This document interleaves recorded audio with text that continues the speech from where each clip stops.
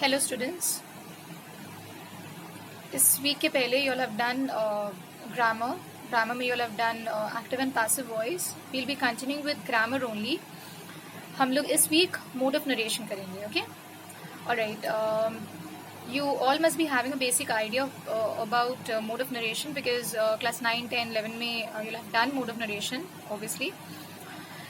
ये जो like this explanation और जो भी points I will be explaining to you, this will be a revision of all that.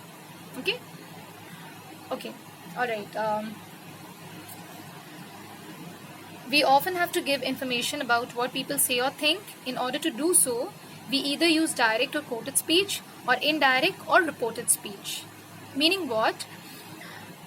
कोई भी चीज़ की इंफॉर्मेशन जब देते हैं हम लोग about what the people is saying और थिंकिंग, तो what do we do? We either use the words of the speaker, ठीक है, स्पीकर का एग्जैक्ट वर्ड्स यूज करते हैं हम लोग, या फिर इनडायरेक्ट स्पीच में बताते हैं, मतलब अपने वर्ड्स में बताते हैं, ठीक है, what the other people is saying और थिंकिंग. ओके, सो ये दोनों मोड ऑफ नरेशन क्या है, डायरेक्ट या फिर indirect.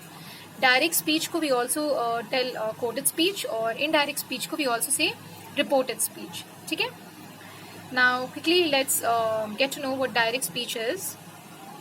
Saying exactly what someone has said is called direct speech. Quoted speech भी बोलते हैं. I just said. इसका फीचर्स क्या है? Here what a person says appears within quotation marks. ठीक है, कोटेशन मार्क्स में इनक्लोज रहता है जो स्पीकर का वर्ड्स रहता है एग्जैक्ट. कोटेशन मार्क्स इसको बोलते हैं ओपन इन्वर्टेड कॉमर्स और क्लोज इन्वर्टेड कॉमर्स जो देते हैं हम लोग, ठीक है, स्पीकर के वर्ड्स में. And it should be word for word, exact word होना चाहिए स्पीकर का. Okay, the coated lines always starts with capital letters. Meaning what? कि जब स्पीकर का वर्ड्स यूज करते हैं हम लोग या स्पीकर का एग्जैक्ट वर्ड्स बताते हैं, तो क्या होता है, वो सेंटेंस के बीच में भी होता है. सेंटेंस के भले बीच में होता है direct speech, we still start that direct speech with a capital letter. Okay, alright. Next is indirect speech. Indirect speech को हम लोग रिपोर्टेड स्पीच भी बोलते हैं. Reported speech in the sense that we are reporting about something in our own words. Okay, this doesn't use quotation marks to enclose what the person said. ठीक है, इसमें यहाँ पे कोटेशन मार्क्स की जरूरत नहीं पड़ती है हम लोगों को, because we are using our own words. Exact speaker का words we are not using. And it doesn't have to be word for word.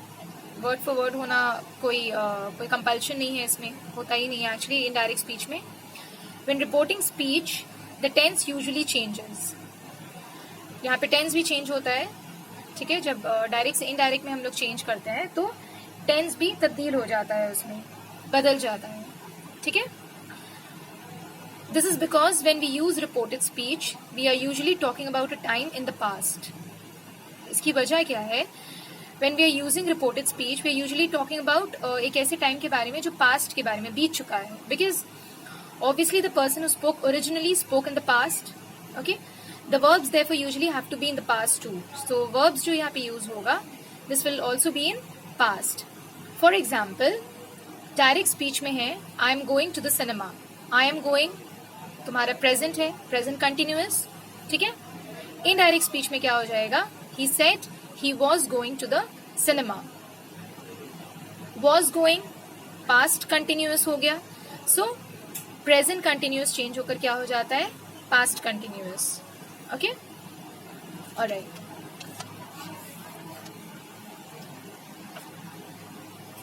Basic tenses. What are basic tenses? So basic tense में यहाँ पर भी we follow certain rules. ठीक है, in order to change from direct to indirect speech. If अगर present simple हुआ, तो अगर डायरेक्ट स्पीच प्रेजेंट सिंपल में है, तो इनडायरेक्ट स्पीच में जब चेंज करेंगे it will change into past simple. For example, the sentence in the direct speech is I am a teacher. ठीक है, इनडायरेक्ट स्पीच में क्या हो जाएगा? He said he was a teacher. Next, अगर प्रेजेंट कंटिन्यूअस में है डायरेक्ट स्पीच, तो indirect speech will be in past continuous. Okay, for example, I am having lunch with my parents, ये तुम्हारा डायरेक्ट स्पीच है. इनडायरेक्ट में वो क्या होगा ये? He said he was having lunch with his parents. Next is present perfect simple. ठीक है, प्रेजेंट परफेक्ट सिंपल चेंज होकर पास्ट परफेक्ट सिंपल में हो जाएगा. डायरेक्ट स्पीच अगर है I have been to France 3 times, past perfect simple में क्या होगा? He said he had been to France 3 times. Okay. Next है प्रेजेंट परफेक्ट कंटिन्यूअस. ठीक है, यहाँ पे है एग्जाम्पल क्या? आई have been working very hard. ये डायरेक्ट स्पीच है तुम्हारा.